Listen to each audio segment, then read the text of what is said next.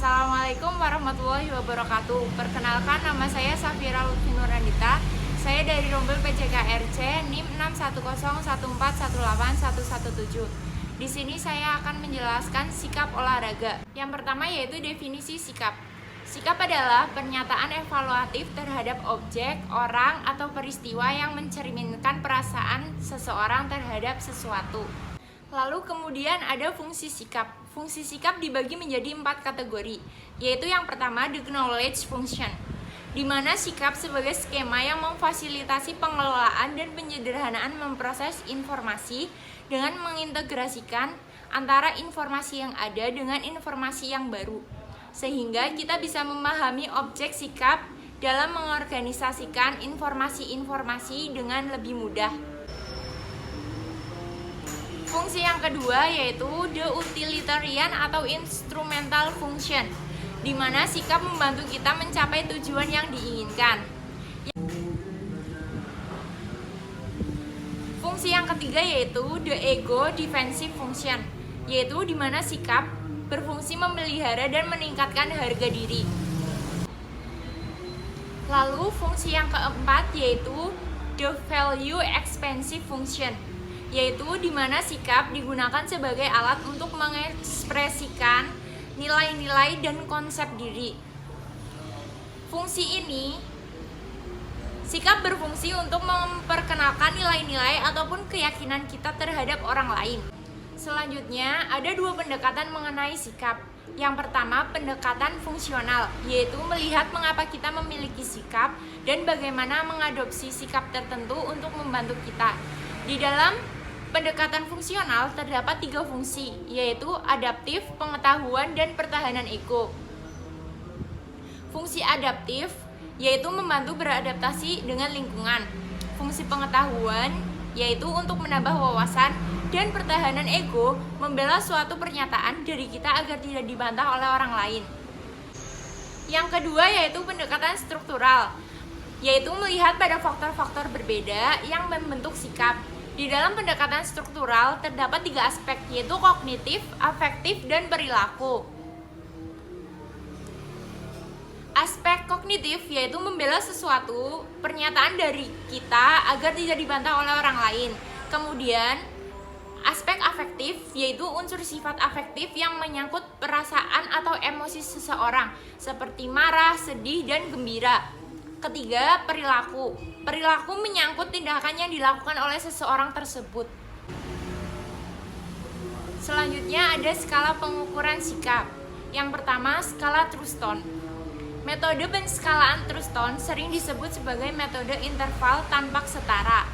Metode penskalaan pernyataan sikap ini dengan pendekatan stimulus, yang artinya penskalaan dalam pendekatan ini ditunjukkan untuk meletakkan stimulus atau pernyataan sikap pada sesuatu kontinum psikologis yang akan menunjukkan derajat favorable atau tak favorable pernyataan yang bersangkutan.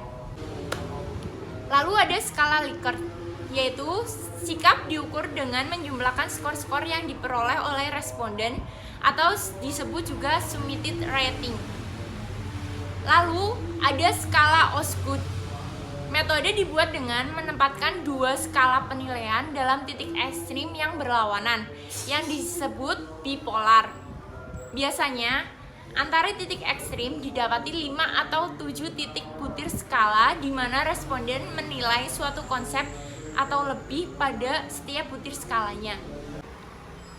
Faktor yang mempengaruhi sikap terhadap olahraga yaitu berpikir positif, motivasi, sasaran yang jelas, pengendalian emosi, daya tahan terhadap stres, percaya diri, daya konsentrasi, kemampuan evaluasi diri, minat, dan kecerdasan.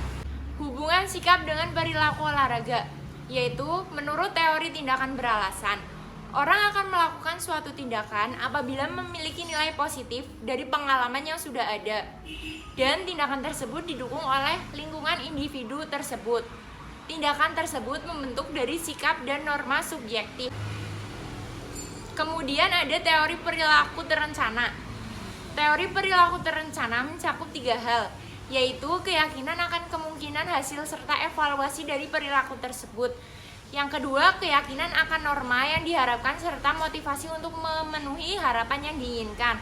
Yang ketiga, keyakinan tentang suatu faktor yang dapat mendukung atau menghalangi perilaku dan kesadaran akan kekuatan faktor tersebut.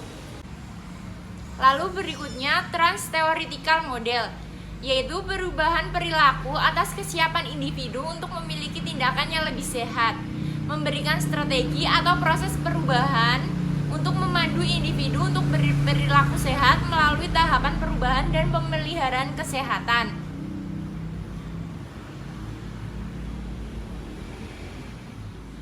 Model ini menjelaskan bagaimana individu memodifikasi perilaku yang menjadi masalah dan memperoleh perilaku positif. Trans-theoretical model adalah model yang fokus pada pembuatan keputusan oleh individu.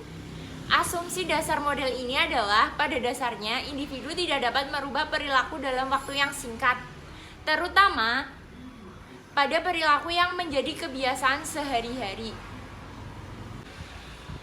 Yang terakhir yaitu strategi untuk merubah sikap olahraga, yaitu merubah sikap seseorang terhadap olahraga melalui pendekatan teoritis untuk perubahan sikap, yaitu teori disonansi kognitif.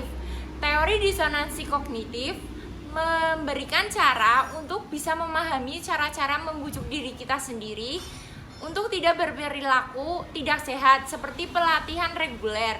Disonansi kognitif juga tersedia dengan teknik untuk membujuk orang lain agar menuruti perilaku yang mereka lihat sebagai hal yang tidak diinginkan secara sosial.